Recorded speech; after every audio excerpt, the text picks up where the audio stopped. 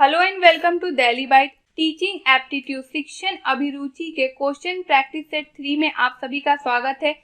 इससे पहले मैंने टीचिंग एप्टीट्यूड के सारे ही लेक्चर्स को कवर कर लिया है, साथ ही साथ क्वेश्चन प्रैक्टिस सेट 1 और 2 को भी कवर किया है, जिसे देखने के लिए आप हमारे चैनल के प्लेलिस्ट में जा सकते हैं। वहां पे टीचिंग एप्टीट्यूड शिक्षण अभिरुचि नाम का प्लेलिस्ट बना होगा, जहां पे ये सारे ही लेक्चर्स आपको सीक्वेंस में मिल जाएंगे। इन सभी लेक्चर्स को एक एक करके आप पढ़ सकते हैं और इसी प्लेलिस्ट में आपको क्वेश्चन प्रैक्टिस सेट भी मिल जाएगा, जिसे आप वहां से कवर कर सकते हैं। साथ ही साथ अगर आप किसी भी कॉम्पिटिटिव एग्जाम की प्रिपरेशन कर रहे हैं जिसमें टीचिंग एप्टीट्यूड से रिलेटेड क्वेश्चन आता है, तो आप www.delhibytes.in पे जाकर मॉक की प्रैक्टिस कर सकते हैं। तो चलिए हम देखते हैं हमारा पहला क्वेश्चन। इनमें से ऐसे कौन कौन से फैक्टर्स हैं जो इफेक्टिव क्लासरूम टीचिंग को प्रमोट नहीं करते, यानी कि ऐसे कौन कौन से कारक हैं जो प्रभावी शिक्षण में योगदान नहीं देते हैं।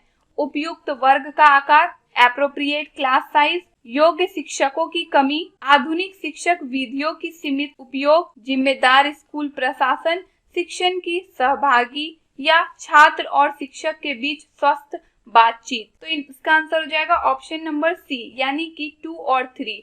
इनमें से कौन कौन इफेक्टिव क्लासरूम टीचिंग के लिए अप्रोप्रिएट नहीं है? यदि एक शिक्षक के पास क्वालिफिकेशन की कमी हो, यानी कि क्वालिफिकेशन का कमी होने का मतलब क्या हो गया कि उनके पास नॉलेज की कमी होगी, क्योंकि उन्होंने अच्छे से डिग्रीज को कंप्लीट नहीं किया होगा, ना ही ट्रेनिंग लिया होगा, तो वो चीजें यहाँ पे लैक करेगी और स्टूडेंट्स को वो अच्छे से पढ़ाने के लिए केपेबल नहीं होंगे। तो ये एक बहुत ही बड़ा रीजन है एक इफेक्टिव क्लासरूम टीचिंग के अगेंस्ट जाने के लिए।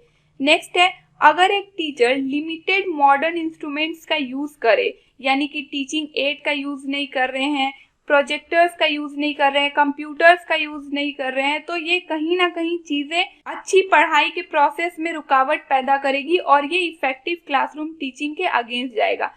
इसके अलावा बाकी जितने भी ऑप्शंस है ये इफेक्टिव क्लासरूम टीचिंग के एग्जांपल है। नेक्स्ट, एजुकेशन, शिक्षा का मुख्य उद्देश्य क्या होता है? ट्रू ऑब्जेक्टिव्स क्या क्या होता है एजुकेशन का? एक स्टूडेंट को जॉब के लिए प्रिपेयर करना, या फिर एक जॉब के लिए स्टूडेंट्स की हेल्प करना कि स्टूडेंट को किसी तरह बस जॉब लग जाए, या फिर स्टूडेंट्स की हेल्प करना कि वो नॉलेज प्राप्त कर सके, ज्ञान प्राप्त कर सके, या फिर एक स्टूडेंट का ऑल राउंड डेवलपमेंट करना। तो इसका आंसर हो जाएगा ऑप्शन नंबर डी, यानी कि एक स्टूडेंट का हर तरीके का डेवलपमेंट करना टीचर का भी और एजुकेशन प्रोसेस का भी मुख्य उद्देश्य होता है। ऑप्शन नंबर सी भी कहीं ना कहीं सही है, लेकिन यहाँ पे ट्रू ऑब्जेक्टिव्स पूछ रहा है, तो हम बेस्ट ऑप्शन को चूज करेंगे।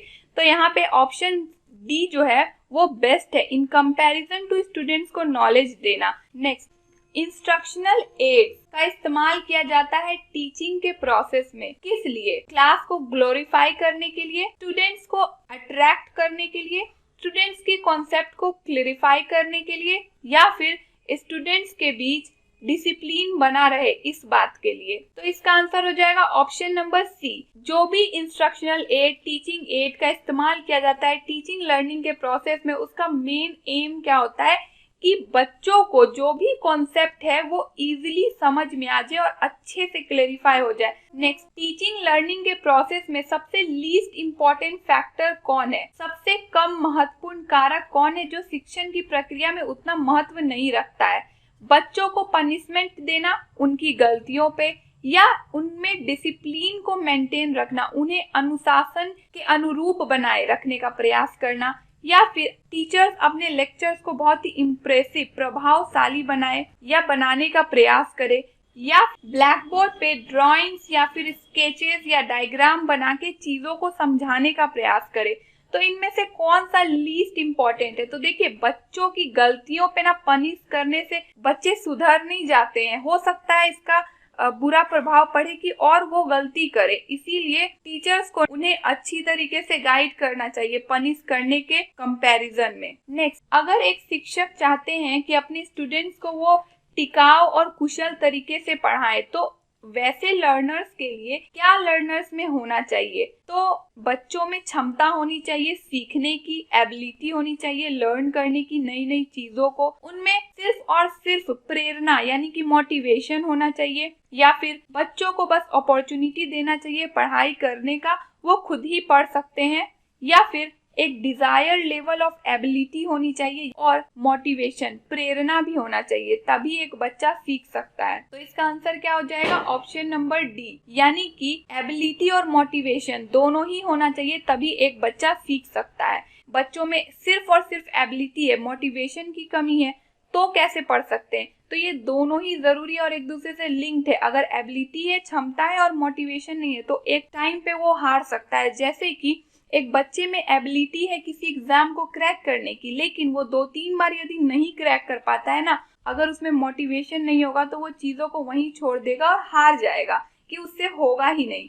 इसीलिए एबिलिटी के साथ साथ मोटिवेशन होना जरूरी है। Next, the student learn best. एक छात्र बहुत अच्छे से सर्वोत्तम तरीके से सीख सकता है कब? जब वो चीजों को सुनता है या जब वो चीजों को रीड करता है, खुद से अध्ययन करता है, या वो चीजों को करता है, जैसे कि किसी चीज को करके सीखना, या यदि वो देखता है तब वो सीख सकता है। तो देखिए, एक बच्चा जब चीजों को खुद से करता है ना तो वो ज्यादा जल्दी से सीखता है। इसीलिए मैंने आप लोगों को लर्निंग बाय डूइंग जो डिमॉन्स्ट्रेशन मेथड ऑफ टीचिंग है, ये इसमें बच्चे बहुत अच्छे से सीखते हैं, क्योंकि इसमें चीजों को खुद से करके सीखने को कहा जाता है और इसमें लर्निंग बाय डूइंग फॉलो होता है, जो कि मैंने मेथड्स ऑफ टीचिंग वाले लेक्चर में कवर किया। आप वहां से इसे और इजीली समझ सकते हैं। नेक्स्ट, ये एजर्शन रीजन बेस्ड क्वेश्चन है। एजर्शन क्या है कि एक टीचिंग का जो प्रोसेस है वो तभी हो सकता है जब लर्निंग किया जाए,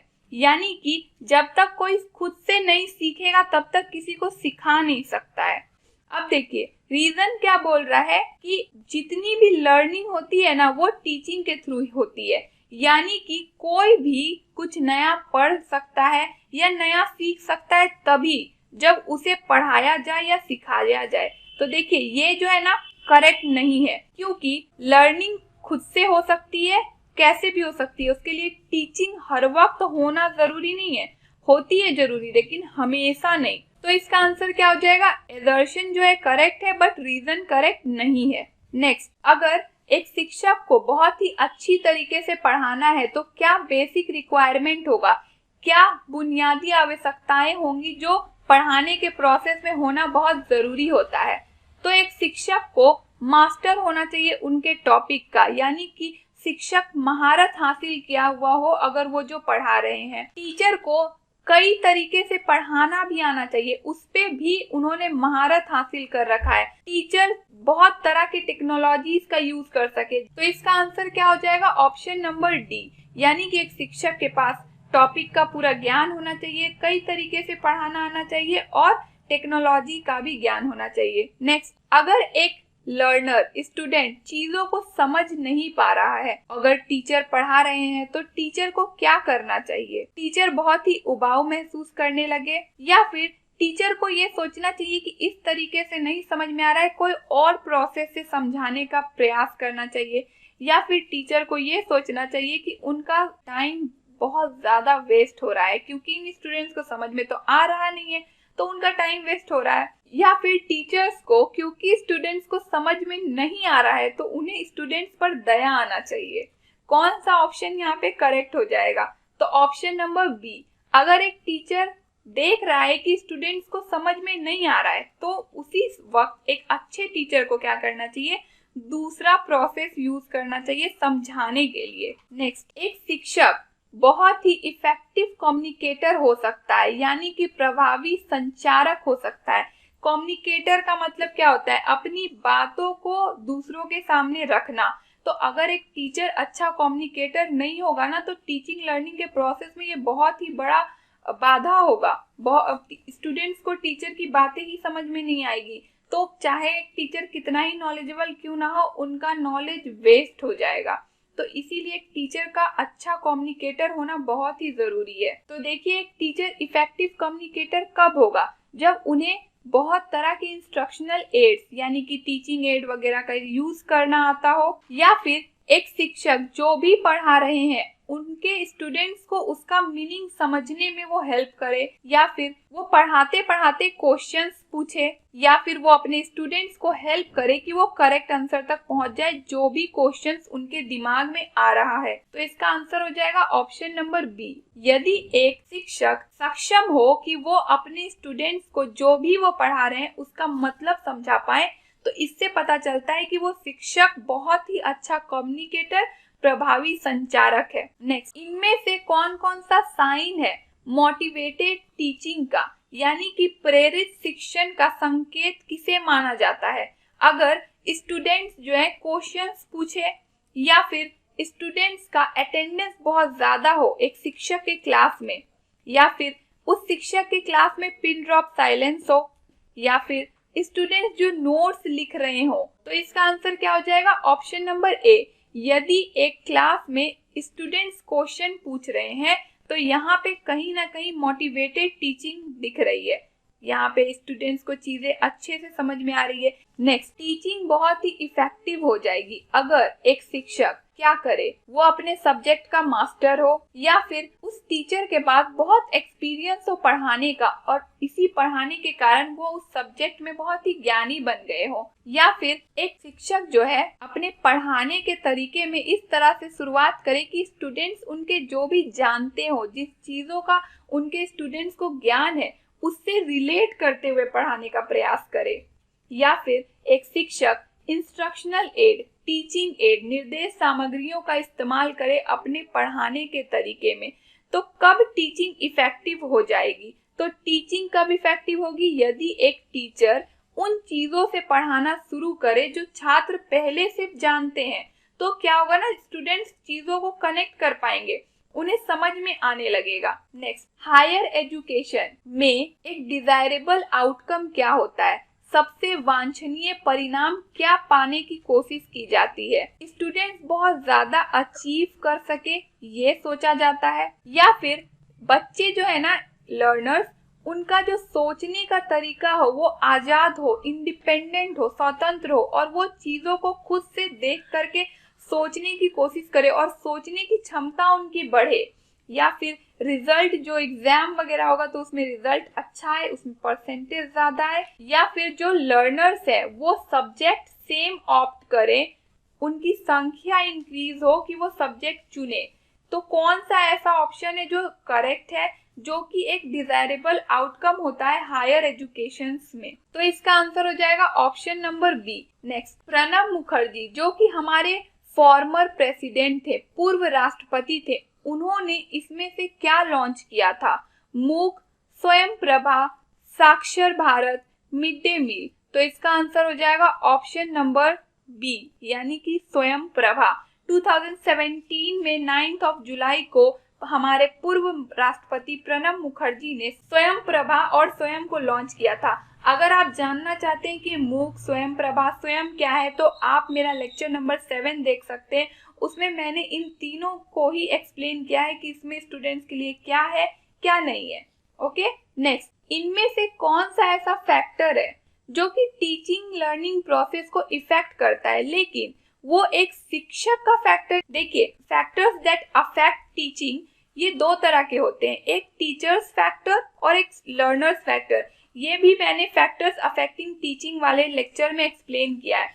तो यहाँ पे पूछ रहा है ऐसे कौन से फैक्टर्स, कारक हैं जो शिक्षक के द्वारा पढ़ाई में बाधा उत्पन्न कर सकते हैं, ना कि लर्नर्स के द्वारा। और यहाँ पे देखिए ऑप्शंस क्या क्या है कि अगर एक शिक्षक का कम्युनिकेशन स्किल सही नहीं हो, या फिर एक ह्यूमन रिलेशन स्किल, यानी कि वो दूसरे ह्यूमन से कैसे कनेक्ट करते हैं, कैसे संबंध स्थापित करते हैं, इस चीज का कौशल एक शिक्षक में ना हो, या फिर एक शिक्षक जो है फिजिकली और मेंटली डेवलप्ड ना हो, या फिर उनका सब्जेक्ट मैटर जो है वो सही नहीं है। तो इनमें से कौन सा ऐसा फैक्टर होगा जो कि टीचर फैक्टर है जो अफेक्ट कर रहा है टीचिंग लर्निंग प्रोसेस को? तो एक टीचर का फिजिकली और मेंटली फिट ना होना ये कहीं ना कहीं इफेक्ट करेगा टीचिंग लर्निंग प्रोसेस को। This was all for this video. आप लोगों को यदि टीचिंग एप्टीट्यूड के लेक्चर सीरीज वाइज चाहिए तो आप हमारे चैनल के प्लेलिस्ट में जा सकते हैं, वहाँ पे टीचिंग एप्टीट्यूड शिक्षण अभिरुचि नाम का प्लेलिस्ट बना होगा, जहाँ पे ये सारे ही लेक्चर्स आपको सीक्वेंस में मिल जाएंगे। आप लोगों को आगे आने वाले वीडियोस के अपडेट चाहिए तो आप डेली बाइट्स को सब्सक्राइब कर ले और साथ ही साथ बेल आइकन को भी प्रेस कर ले। And also follow and connect with us for updates and queries on WhatsApp, Facebook, Telegram and Instagram. Links are available in the description box. Stay tuned, stay updated. Don't forget to follow your dreams and do comment in the comment section. Thank you.